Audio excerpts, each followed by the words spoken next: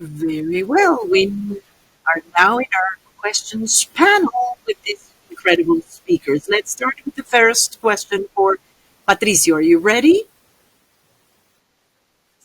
You're in mute, Patricio. Yes, I'm ready. Okay, great.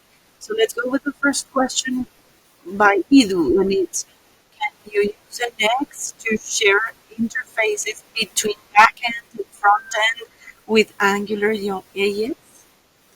There you go. Use Node.js, and I understand Node.js by default doesn't support these JavaScript interfaces. But if you're using NX, yes. And in fact, I mentioned it in the presentation. You can have one part of your motor repo and another part in React, another part in NX, and you can share the interfaces.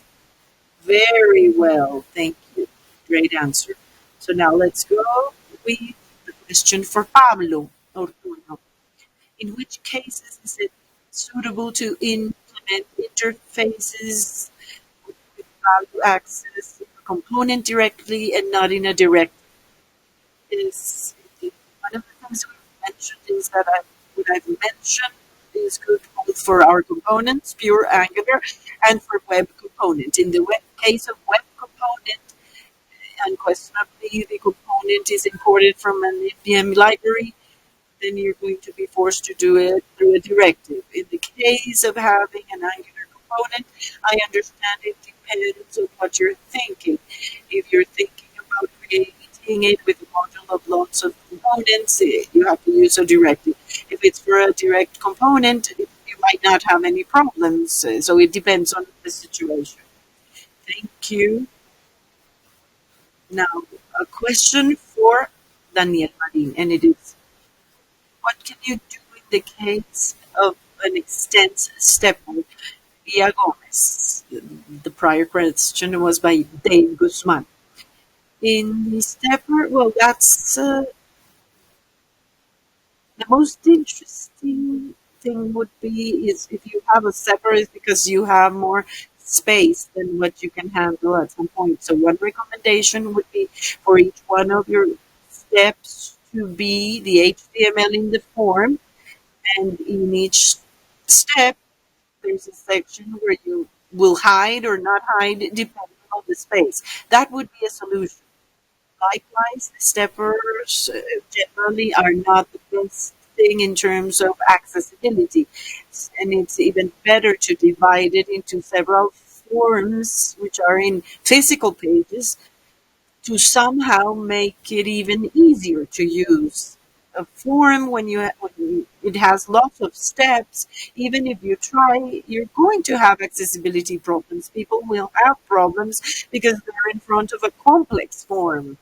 So in those cases, it's better to think well and carefully how important it is for you the accessibility of the form. So if it's highly important, you need to take that into account at the time of designing, and you have somehow the entire HTML.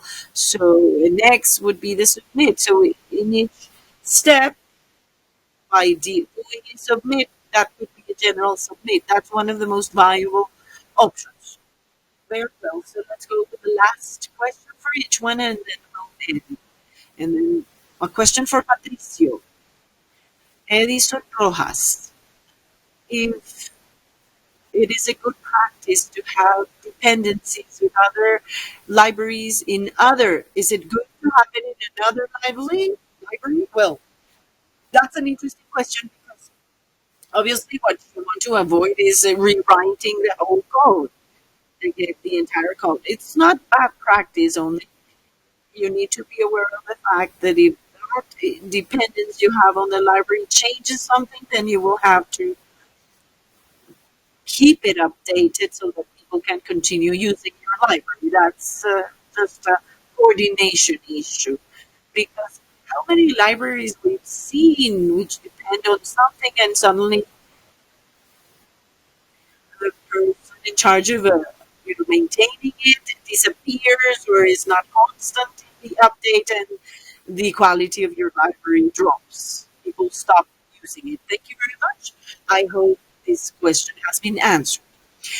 Now let's go to Pablo. Ildo is asking, what's the advantage of using web components over input or basic labels? Or at what point is it better to use web components? Well, in the case of input, I've had to face many situations where, for example, using web components, I can use it efficiently to use my business. For example, one of the things generating lots of conflict is the date inputs.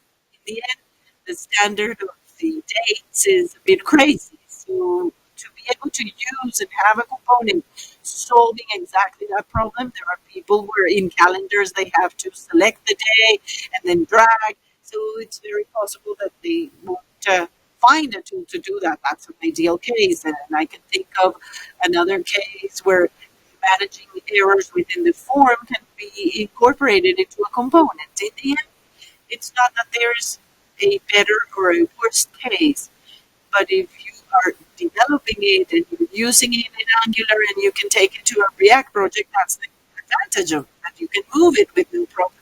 If you're going to make a component for a project of yours, if it's cross-casting and you have to use it in some other project, use it, or you can just have one Angular component. It all depends on the situation and what you want to solve in that case. Great. So I hope the questions are answered. Now let's go with the last one for Daniel Marín. It comes from Raúl Hidalgo. Is there any library that can help us improve accessibility in our components in Angular?